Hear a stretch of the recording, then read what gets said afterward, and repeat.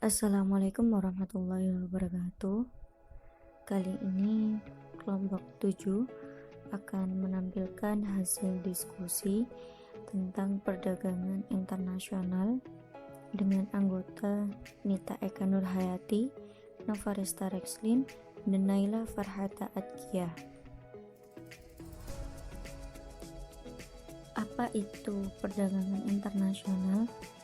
Secara etimologis, perdagangan adalah segala bentuk kegiatan menjual dan membeli barang atau jasa di suatu tempat yang di sana terjadi keseimbangan antara kurva permintaan dengan penawaran. Sedangkan internasional berarti dunia yang luas dan global, bukan parsial ataupun satu kawasan tertentu. Maka dari itu, perdagangan internasional dapat diartikan sejumlah transaksi perdagangan atau jual beli di antara pembeli dan penjual pada suatu pasar demi mencapai keuntungan yang maksimal bagi kedua belah pihak. Teori keunggulan absolut menurut Adam Smith. Dalam hal ini, Adam Smith mengemukakan arti pentingnya sistem ekonomi liberal, yakni bebas dari keterlibatan dan campur tangan pemerintah.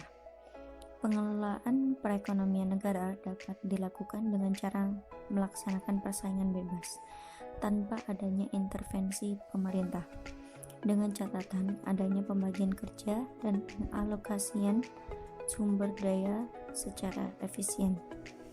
Adam Smith memandang kemakmuran rakyat di suatu negara dapat dicapai melalui produksi dan perdagangan. Untuk menghasilkan kekayaan yang universal, maka produksi dan perdagangan harus dilakukan secara maksimal. Oleh sebab itu, dalam hal ini menganjurkan agar pemerintah di setiap negara memberikan kebebasan ekonomi kepada rakyat untuk melakukan perdagangan bebas, baik dalam lingkup domestik maupun internasional. Adam Smith mengemukakan dua ide utama dalam teorinya terkait dengan perdagangan internasional. Yang pertama, spesialisasi internasional dan efisien produksi. Dalam perdagangan internasional akan selalu ada pihak yang bertindak sebagai eksportir dan importir. Suatu negara akan mengimpor barang dari negara lain apabila barang tersebut diproduksi di dalam negeri justru tidak akan efisien atau kurang menguntungkan. Sebab itulah suatu negara dapat melakukan spesialisasi pada produksi barang yang menguntungkan sehingga dapat diperoleh keunggulan absolut. Yang kedua, adanya pembagian kerja internasional. Pembagian kerja internasional yang dimaksudkan di sini adalah perpindahan ruang industri pabrikan, yang artinya proses produksi suatu barang tidak terbatas di suatu negara saja.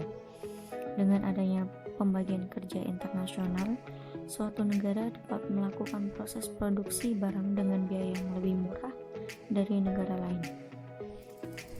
Efisiensi biaya produksi yang dicapai melalui pembagian kerja internasional dinilai mampu mendorong perolehan keunggulan absolut di saat negara melakukan perdagangan internasional. Berikut adalah gambaran realisasi dari teori keunggulan absolut pada tabel berikut. Dari tabel di atas tampak bahwa Indonesia lebih unggul dalam memproduksi beras dibandingkan dengan Jepang. Sebaliknya, Jepang lebih unggul memproduksi elektronik daripada Indonesia. Berdasarkan data tersebut, seharusnya Indonesia melakukan spesialisasi pada produk beras, sedangkan Jepang pada produk elektronik. Jika kedua negara tersebut melakukan perdagangan internasional, maka masing-masing dapat memperoleh keuntungan. Untuk Indonesia, diketahui DTD-nya 1 kg beras akan mendapatkan 1 unit elektronik, sedangkan Jepang 1 kg beras sebanding dengan 4 unit elektronik. Apabila Indonesia menukarkan beras dengan produk elektronik Jepang, maka akan mendapatkan keuntungan sebesar 3 unit elektronik yang diperoleh dari 4 unit elektronik dikurangi 1 unit elektronik. Sementara keuntungan untuk Jepang dengan DTD 1 unit elektronik sebanding dengan 0,25 kg beras, sedangkan di Indonesia 1 unit elektronik sebanding dengan 1 kg beras. Jika Jepang melakukan barter dengan Indonesia, maka akan memperoleh keuntungan sebesar 0,75 kg beras yang diperoleh dari 1 kg beras dikurangi 0,25 kg beras. Ilustrasi keuntungan absolut. Keuntungan absolut ini mempunyai ide atau gagasan yang dikemukakan oleh Adam Smith. Adam Smith memberikan ilustrasi keuntungan absolut ini pada negara Inggris dan Perancis. Negara Inggris memiliki potensi produksi wol untuk diolah menjadi tekstil, dan Inggris menspesialisasikan diri untuk memproduksi tekstil dan mengekspor tekstil. Di negara Perancis mempunyai keuntungan absolut secara alamiah dalam hal iklim untuk memproduksi anggur. Memproduksi komoditi anggur, negara Perancis menspesialisasikan diri untuk mengekspornya ke negara lain. Dalam ilustrasi kedua negara ini, negara Inggris mengekspor komoditi tekstil ke negara Perancis dan mengimpor komoditi anggur dengan harga yang relatif lebih murah. Sumber-sumber dari keuntungan absolut. 1. Keuntungan yang dimiliki karena faktor alamiah, seperti kondisi sumber daya alam dan kondisi iklim. 2. Keuntungan absolut yang dimiliki karena diciptakan, seperti kondisi keterampilan sumber daya alam yang kurang baik. Dalam buku Adam Smith yang berjudul The Wealth of Nations, ide gagasan yang didapat yaitu bahwa suatu negara akan memperoleh keuntungan jika mereka menspesialisasikan diri dalam mengekspor komoditi yang mempunyai keuntungan absolut dalam memproduksi komoditi yang diekspor tersebut, dan untuk mengimpor komoditi dari negara lain juga mempunyai keuntungan absolut dalam memproduksi komoditi yang diimpor tersebut. Teori keunggulan komparatif. Keunggulan komparatif merupakan kemampuan suatu negara untuk memproduksi barang dengan biaya kesempatan atau opportunity cost yang lebih murah dan lebih efisien dari negara lain. Menurut David Ricardo, meskipun suatu negara mengalami kerugian atau ketidakunggulan absolut dalam memproduksi sebuah komoditas, perdagangan yang saling menguntungkan masih dapat berlangsung. Contoh keunggulan komparatif. Jika nilai 1 ton semen di Thailand sama dengan 2 ton beras, sedangkan nilai 1 ton semen di Indonesia sama dengan 1 ton beras, maka secara komparatif biaya kesempatan produksi atau opportunity cost semen di Thailand lebih mahal dibandingkan dengan Indonesia. Oleh karena itu, Indonesia dapat melakukan perdagangan internasional dengan mengekspor semen ke Thailand dan Thailand dapat mengekspor beras ke Indonesia. Indonesia dapat mengunggulkan produksi semen, sedangkan Thailand dapat mengunggulkan produksi beras. Jika kedua negara memiliki keunggulan absolut yang berbeda, maka perdagangan internasional akan berjalan dengan lancar. Tetapi sebaliknya, jika hanya satu negara yang memiliki dua keunggulan absolut, maka tidak akan terjadi perdagangan internasional yang menguntungkan kedua belah pihak. Faktor pendorong perdagangan internasional. Yang pertama, penghematan biaya produksi. Bagi negara dengan ilmu pengetahuan dan teknologi yang belum berkembang, pastinya membutuhkan banyak biaya untuk memproduksi suatu produk. Oleh karena itu, lebih baik jika negara tersebut membeli dari negara lain. Yang kedua, perbedaan sumber daya alam. Setiap negara memiliki sumber daya alam yang berbeda-beda, seperti Indonesia. Indonesia memiliki banyak sumber daya alam, sehingga hal ini mendorong Indonesia untuk mengekspor bahan mentah atau bahan baku ke negara lain. Yang ketiga, pemenuhan kebutuhan nasional. Terkadang suatu negara tidak dapat memenuhi kebutuhan rakyatnya, dan untuk memenuhinya, suatu negara perlu mengimpor barang dan jasa dari negara lain. Dan yang keempat, perbedaan penguasaan teknologi. Beberapa negara dengan teknologi maju dan beberapa negara lain memiliki teknologi sederhana. Negara dengan teknologi maju dapat menjual barang dengan harga murah kepada negara yang memiliki teknologi sederhana. Faktor penghambat perdagangan internasional. Yang pertama, kualitas sumber daya yang rendah. Yang kedua, perbedaan mata uang. Negara yang melakukan kegiatan ekspor biasanya meminta kepada negara pengimpor untuk membayar dengan menggunakan mata uang negara pengekspor.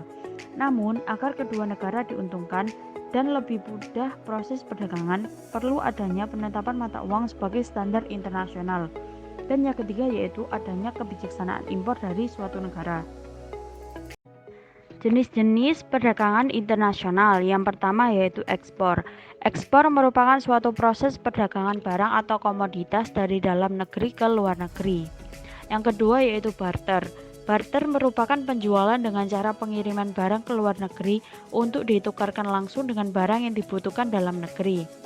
Yang ketiga, konsinyasi. Konsinyasi adalah penjualan dengan pengiriman barang, belum ada pembeli tertentu di luar negeri. Penjualannya dapat dilakukan melalui pasar bebas atau bursa dagang dengan cara memakai sistem lelang. Yang keempat yaitu package deal. Package deal merupakan kegiatan perdagangan yang dilakukan guna memperluas hasil produksi suatu negara. Dan yang kelima yaitu perdagangan border crossing. Border crossing merupakan perdagangan yang terjadi di perbatasan negara satu sama lain dengan persetujuan tertentu. Adapun dampak positif dan negatif dalam perdagangan internasional. Dampak positif perdagangan internasional yaitu 1. Mendapatkan barang dari negara lain dengan harga yang lebih murah dibandingkan memproduksi barang sendiri. 2. Menambah devisa negara dari hasil ekspor barang atau jasa ke luar negeri. 3. Melakukan alih teknologi dari negara lain. 4. Mempercepat pertumbuhan dan pembangunan ekonomi. Dampak negatif dari perdagangan internasional yaitu 1. Barang-barang produksi dalam negeri terganggu akibat masuknya barang impor yang dijual lebih murah di dalam negeri. 2. Munculnya ketergantungan dengan negara maju. 3. Terjadinya persaingan yang tidak sehat karena pengaruh perdagangan bebas. 4. Bila tidak dapat bersaing, maka pertumbuhan ekonomi negara akan semakin rendah dan menyebabkan pengangguran. Manfaat dari perdagangan internasional. 1. Dapat membuka peluang lapangan kerja yang luas. Menumbuhkan rasa peduli terhadap masyarakat untuk membuka peluang pekerjaan sehingga tidak terjadi pengangguran. Seperti contoh, apabila pasar perdagangan luar negeri semakin meluas, maka kegiatan produksi barang ataupun jasa di suatu negara akan meningkat. 2. Meningkatkan kemakmuran negara. Dapat dilihat dari perekonomian melalui produsen, konsumen, dan pemerintah dari aktivitas pelaku ekonomi. Dengan adanya perdagangan internasional akan membawa kemakmuran bagi pelaku ekonomi negara. 3. Sebagai alat mobilisasi. Iptek. Perdagangan internasional berperan sebagai alat mobilisasi iptek, terutama dari negara maju ke negara berkembang. Perdagangan internasional dapat berkembang karena terdapat kemajuan teknologi yang semakin canggih, sehingga dapat cepat untuk mengekspor barang-barang yang dibutuhkan oleh negara lain. Sekian presentasi dari kelompok kami. Wassalamualaikum warahmatullahi wabarakatuh.